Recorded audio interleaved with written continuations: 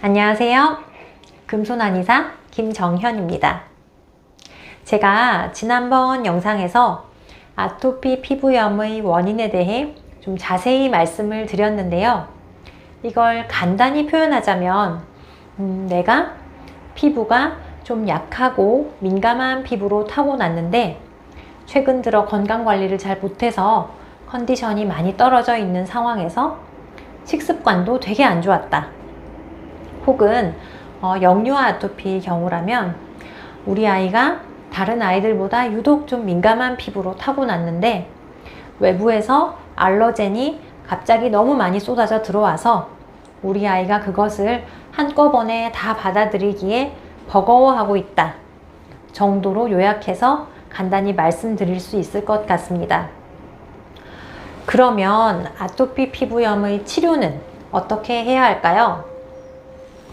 아토피 피부염이라는 질환은 외부적으로는 알레르기 항원과 내부적인 면역 시스템의 문제가 복합적으로 원인이 되어 나타나는 질환이기 때문에 피부를 겉에서 보이는 증상만을 가라앉히는 치료, 즉 대증 치료만으로는 간단히 치료가 되질 않습니다. 스테로이드 연고를 바르거나 면역 억제제를 복용해서 겉에서 보이는 증상이 완전히 깨끗하게 가라앉았다고 하더라도 사용하던 연고를 중단하거나 먹는 약을 끊게 되면 다시 증상이 나타나는 경우가 많이 있습니다. 그 이유가 바로 이 병의 근본 원인을 다각도로 충분히 고려하지 않았기 때문입니다.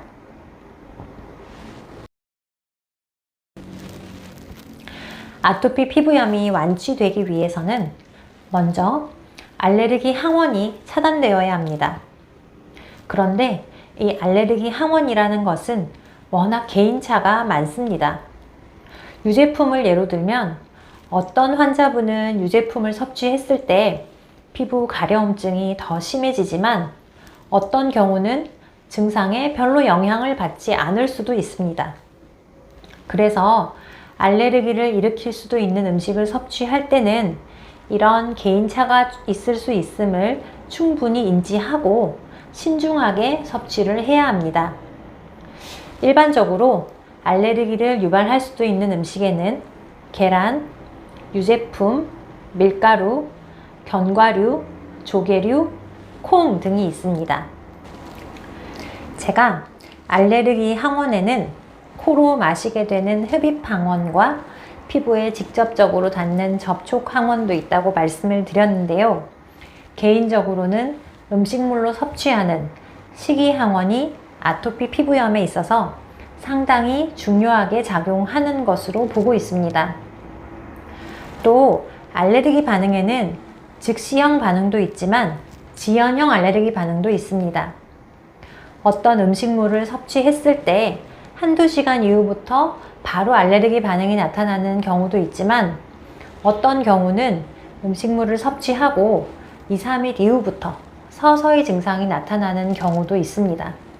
그래서 식이요법을 할 때 이런 즉시형 반응뿐 아니라 지연형 반응도 있을 수도 있구나 하고 염두에 두고 식이요법을 해야 합니다. 또 내가 좋아하는 음식이라고 해서 내 몸에도 반드시 좋은 것은 아닐 수도 있습니다. 어떤 음식이 내 몸에서는 알레르기 반응을 일으키는데 오히려 내 입에는 그 음식이 당기는 경우도 있습니다.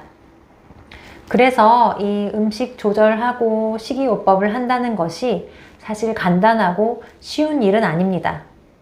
하지만 아토피 피부염의 치료에 있어서 이 식이항원에 대한 관리, 식이항원 회피요법, 즉 식이요법은 상당히 중요한 부분이라고 할 수 있습니다. 또한 어그러진 면역 체계도 바로잡아야 합니다. 바로 체질 개선 혹은 면역 치료라고 하는 한의학적인 치료인데요. 한의학에서는 우리가 선천적으로 혹은 유전적으로 취약하게 타고난 부분을 보완해 줄 수 있는 치료 방법들이 있습니다. 선천적으로 약하게 타고난 부분과 후천적으로 생긴 면역 불균형의 상황을 바로 잡아줄 수 있는 한약 치료나 침 치료나 뜸 치료를 통해서 우리 몸의 면역 체계가 바로 잡히게 되면 어느 정도의 외부적인 항원이 있더라도 우리 몸에서 그것을 잘 버텨낼 수 있게 되는 것입니다. 감사합니다.